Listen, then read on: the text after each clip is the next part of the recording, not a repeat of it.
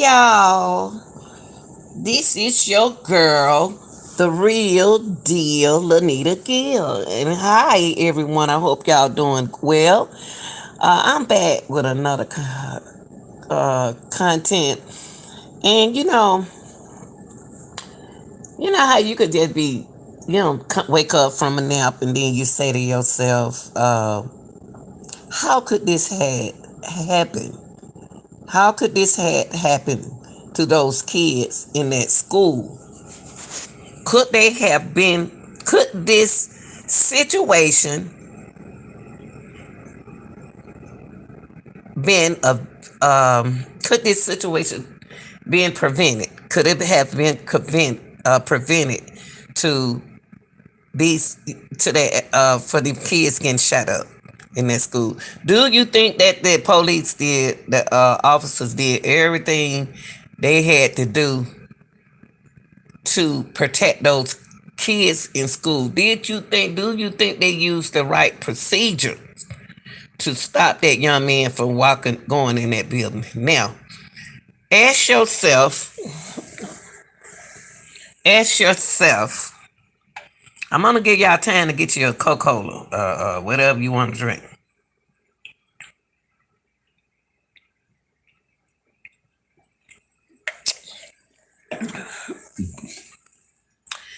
You ask yourself, and many people has asked this question: how did he get in that building? What directed him towards that building? Did the school do what they supposed to have done to protect those kids? What happened?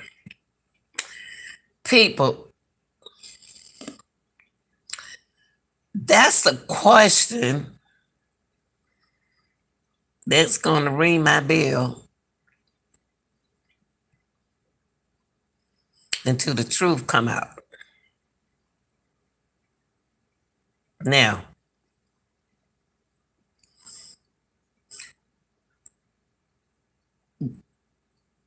okay.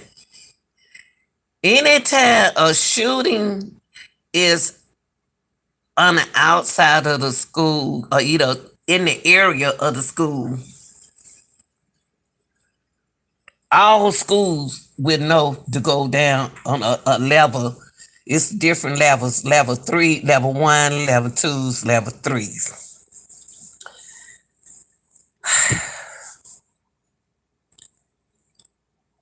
This young man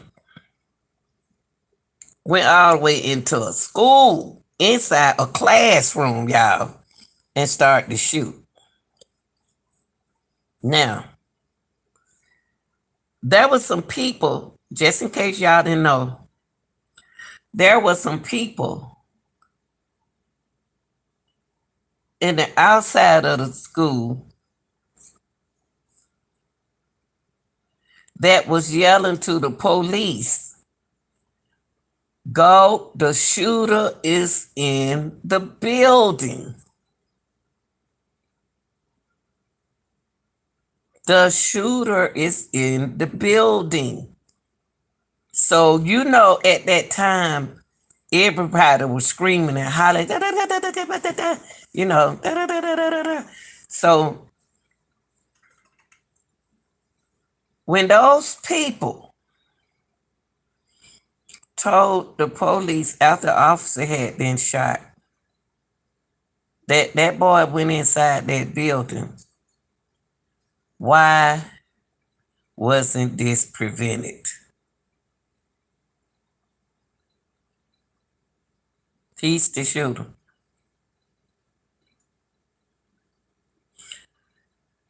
What happened to this young man? Who failed this young man? You can look at him. Who failed this young man? There is a fence around the school. There's a fence around the school. The front door of the school was locked. And allegedly, we're going to say the kids were having field day that particular day. Okay? So I don't know how he got in that building if the police had a hard time getting in that building. Y'all listen now. Listen, you ain't hear me. Now before that boy, young man, before this helpless young man went up to that school, he shot his grandmother in the face. So I don't know how she called it. Uh, I don't know was anyone else in that house with them or not. He took her truck. So evidently somebody still either she called it the the police, he called or I don't know who called. Now I'm gonna read some things to y'all about this situation. This young man right here, his grandmother was 66 years old. That was his grandmother. And this is the young man that shot. I'm gonna play this video for y'all.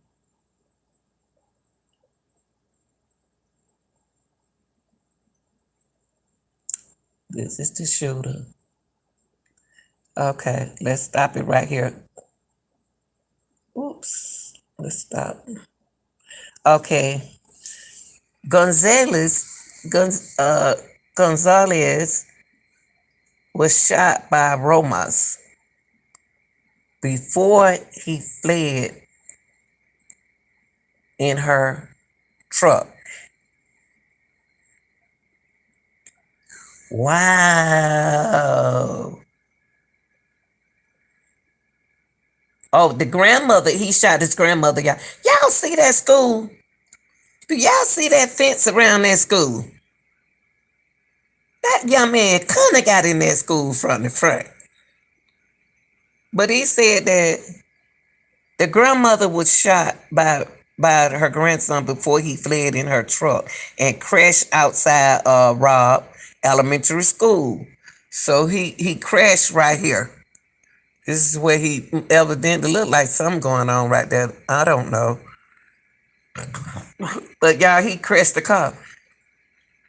But do you see that fence?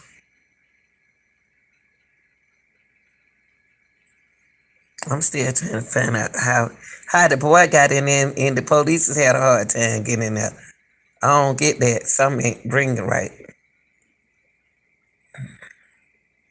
Okay. All right. Gomez is reportedly recovering at a San Diego hospital. His grandmother is at a San Diego hospital, y'all. Bless her heart. You know, it's so many grandmothers raising kids now.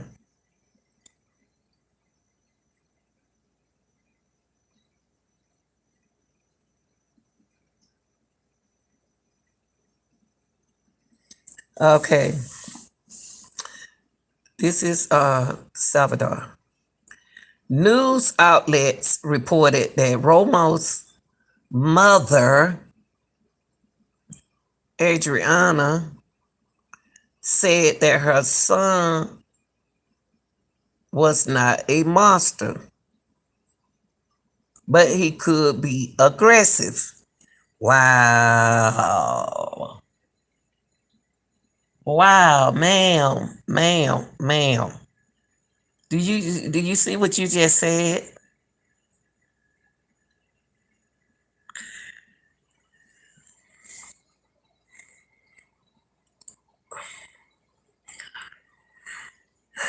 My son was not a monster, but he could be aggressive. Well, what do you call it, ma'am? If he being aggressive, if he an aggressor, what do you think that is, sweetie? Oh, bless the boy. You know what? You know what? He was confused. Poor child was confused.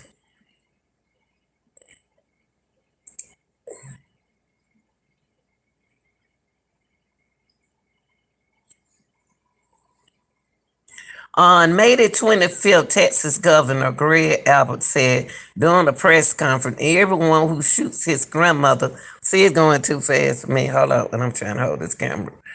The grandmother reportedly was able to call for help after Ramos shot her in the face. Also, the grandmother was still able, y'all, to after being shot in the face, she still called 911. That's a good thing.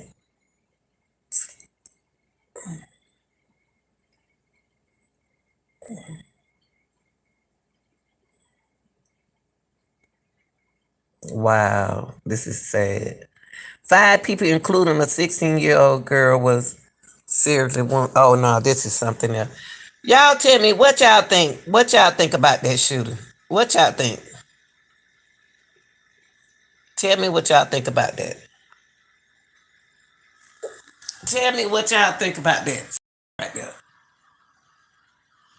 The mom said that her son wasn't a monster, but he is an aggressor. What's the difference between an aggressor and a monster? A monster. After shooting your mother in the face, he's shooting your grandmother in the face. What do you call? And then go into a school and shoot up a bunch of kids. What do you call that person? It's a monster. Y'all tell me what y'all think about that whole shooting. You shoot your grandmama in the face, you take her car, you leave, shoot a cop, and you shoot a cop, then you run into the elementary school. How did that boy get in that elementary school, y'all? We got to ask ourselves, how he get in that elementary school? If the police had a hard time getting in that school, how did he not have a hard time getting in that school with that gun in his hand? And get inside a classroom, close the door, and get shooting kids. How? How can that happen? And a teacher can't leave the teacher out. She got shot. Y'all tell me what y'all think. Like, share, and subscribe.